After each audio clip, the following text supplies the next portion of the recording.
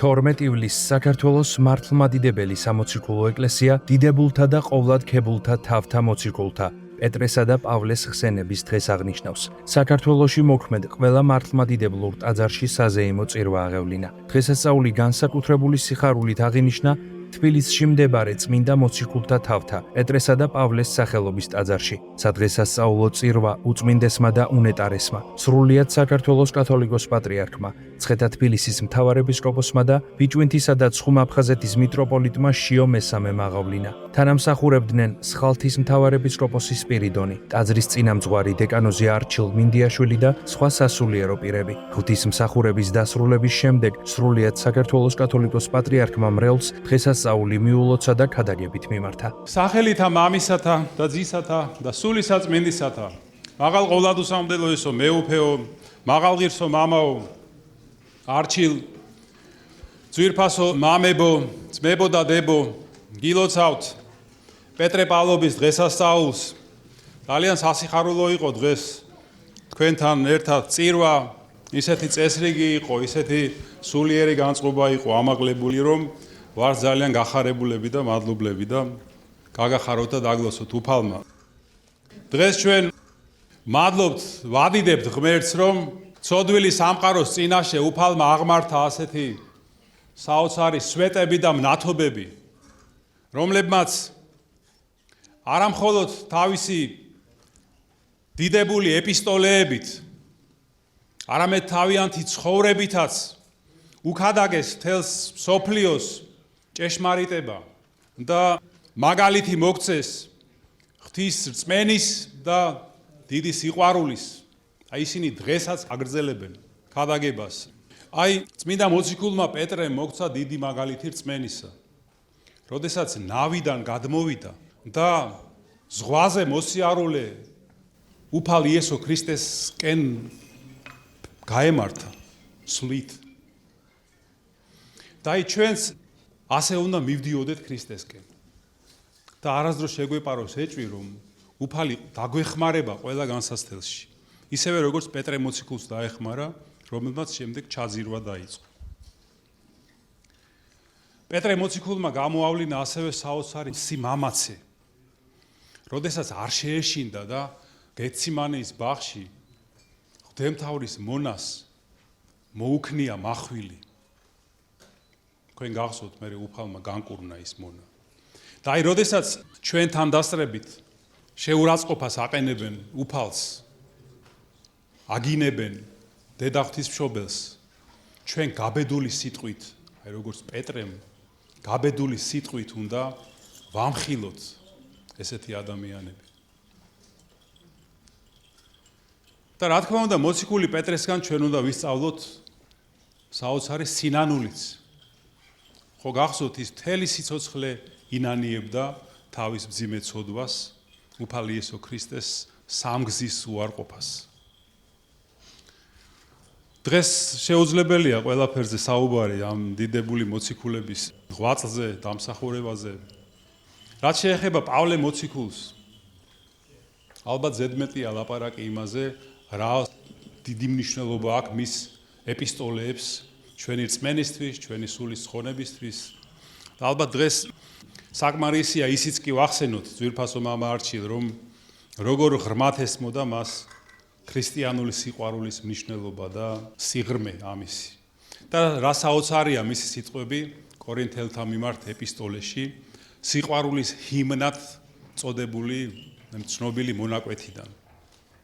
ის წერს, რომ წინასწარმეტყველების მადლიც რომ კონდესო, ყველა საიდუმლოც რომ ვიცოდეო.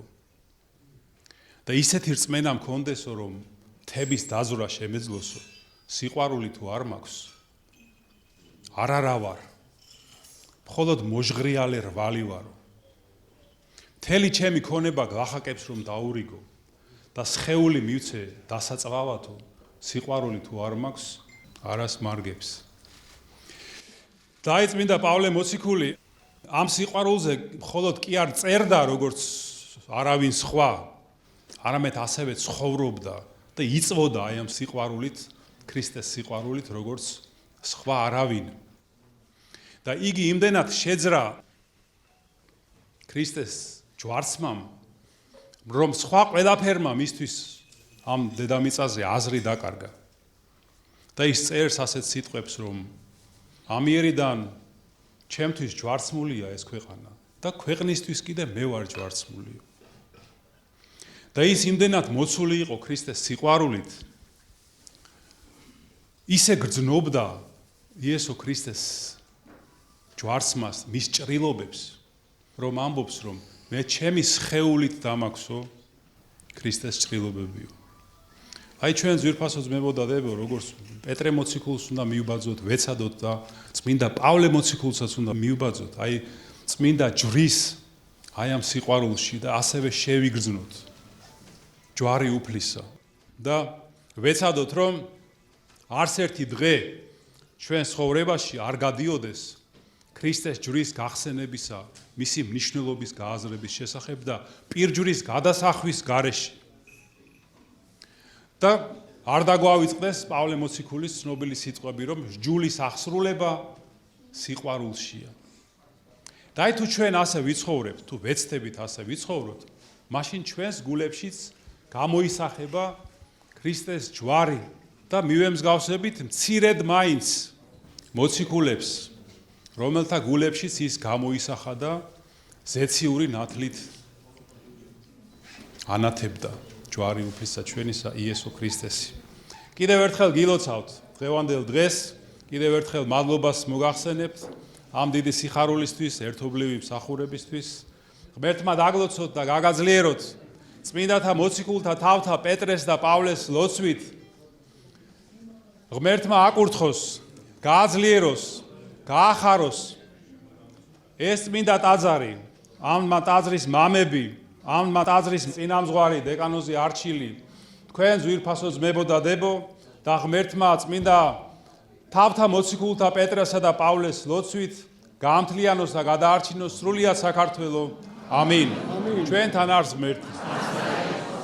ტაძარში შეკრებილი სასულიერო და საერო პირები დღესასწაულის მნიშვნელობაზე საუბრობდნენ და სრულიად საქართველოს დღევანდელ დღეს ულოცავდნენ. ყველას გილოცავთ მართლმადიდებელ ქრისტიანს, თავთა მოციქულთა პეტრესა და პავლეს დიდებულ დღესასწაულს, რომელიც დღეს ამ ტაძარში, უძველეს ტაძარში პეტრე პავლესი დაამშვენა მისი უწმინდესობის შიომესამის მოსვლამ და ძალიან სახარულევანად ამაღლებულ სულისკვეთებით და მშვიდობისული ჩაიარა. ძალიან მოკლედ რომ გითხრათ არსი ამ დღესასწაულის და ამ მოციქულთა ღირსება. თავად სახელი გიმჟღავნებთ, სახელდება. სიმონ მეთევზე, რომელსაც ჭეშმარიტი აღსარებლობისათვის ქრისტე მაცხვარმა თავად უწოდა პეტროს, რაც ქართულად ნიშნავს კლდეს და უწოდა კლდეს სარწმუნოებისა და პავლე, რომელიც ლათინურიდან ქართულად რომ ვთარგმნოთ, ნიშნავს უკანინეს, უმცირეს. ის იყო თავდაპირველად ზილოტით თავგამოდებული მდევნელი ქრისტესი და მისი მოძღვრებისა და მერმე როცა უფალმა სასაულებრივად მოაქცია, ნათელს იღო სწორედ იმ ქალაქში, სადაც ის დევნის მიზნით მიდიოდა მღვდელთავართა ბრძანებით. და როდესაც მას ნათლავდნენ, იმდენად დიდი იყო მასში სინანული, განცდა თვისთა ცოდვათა, რომ სხოვა ანანია პრესვიტერს მისთვის ეწოდებინათ სახელად პავლოს, რაც ქართულად ნიშნავს უმცირეს. თავად ეპისტოლეებშიც, რომელსაც მეორე სახარებას უწოდებს ეკლესია მის ეპისტოლეებს, ყველაზე ღრმა და მნიშვნელოვანია ეპისტოლეთა შორის, იგი არაერთხელ იმეორებს, რომ არც ღირსი არათუ მოციქულებისა, არამედ კაცად იწოდებოდეს. იოანე ოქროპირის სიტყვებს მოვიგონებ, როდესაც ის მსჯელობს პავლე მოციქულზე, ამბობს და რაღაცი ვილაპარაკო ბევრი. ეს ის მოციქულია, რომლის მსგავსის არ ყოფილა ცისქვეშეთში და არ იქნება ქრისტეს დიდებით დაბრუნებამდე. და ერთ-ერთ ქადაგებაში, ხო ის საკვირველებად, თვით იოანე ნათლისმცემელზე გარკვეული აზრით მას მაღლაც კი აყენებს. აი ვინ არის პავლე მოციქული. ესე იგი, მას სხვაგვარად სახელდებით ეწოდება ენების მოციქული, ანუ ტომების, ერების, ხალხების მოციქული, იმიტომ რომ იმ დროინდელი მსოფლიოს უმეტესი ნაწილი სწორედ პავლე მოციქულმა გააქრისტიანა. ხო ის სიღრმე, სიმაღლე და სივრცე ქრისტეს სიბრძნისა და განგებულებისა, რომ ორი სრულიად ურთიერთგანსხვავებული ადამიანი მოინადირა ქრისტე მერდბადეში წმინდა სახარებისა და თავად გახადა აღდგომის მამოწმებლები და ღვთის სიტყვის ქადაგებლები. კერძოდ პეტრე იყო წარმომავლობით უბრალო გალილეველი ხელმოკლე მეთევზე, ანუ სოციალურად დაბლა იდგა, იყო გაუნათლებელი საერო თვალსაზრისით, მაგრამ ისიც ელოდა მესიის მოსვლას. უზაკველი ისრაელელი იყო, სხვანაირად რო თქვა, რაც ნათანაელზეა ნათქვამი, მასზე შეიძლება განივრცოს. და გარდა მაგისა, მასში ვიდრე ქრისტეს სულიწმინდით განამტკიცებდა, იყო ადამიანური მეტისმეტად ადამიანური. კერძოდ თქვენ იცით რომ სამგზის უარყო უფალთა ნაცნობობა და შემდეგ ისეთი სინანული მიიღო, როდესაც ნერონის ბრძანებით რომში ჯვარზე უნდა გაეკრათ, მან სთხოვა ჯალათებს რომ თავდაღმა გაეკრათ, რადგან ღირსად არ თვლიდა თავს, ისევე ჯვარცმულიყო როგორც მისი უფალი იესო ქრისტე. პავლეს რაც შეეხება, პავლე იყო რა ტარსუელი და იყო სრულიად განსხვავებული, სოციალურად მაღალი ფენის წარმომადგენელი. უმაღლესი განათლების არა მარტო საერო თვალსაზრისით, არამედ საეკლესიო იმდროინდელი მოძღვრის გამალილის მუხლებთან იზრდებოდა 12 წლიდან, როგორც თავადაც ამბობს. ხოლო მერმეკი ამაღლდა შორის მოციქულთა და შეირაცხა 12 მოციქულთან ერთად. და როდესაც ესე იგი უნდა მოეკვდინებინათ, იყო რა რომის მოქალაქე საპატიო, ჯვარცმით ვერ დასჯიდნენ. ამიტომ მას საპატიო სიკვდილი, ანუ თავისკვეთა გამოუტანეს და ერთ-ერთი დედაკაცი გულუბრყვილო, როდესაც პავლეს თავი მოჰკვეთეს, ყუბაში აგროვებდა მისის და გზა სნეულები ავადმყოფები იკურნებოდნენ. დღეს ერთიც და მეორეც ზეციურ სასუფეველში ხარობს და ღვთისმშობელ მარიამთან ერთად ყველაზე ხშირად ჩამოდიან დედამიწაზე, ჩვენაირ ცოდვილებს რომ შვება და შენდობა ცოდვათა მოუტანონ.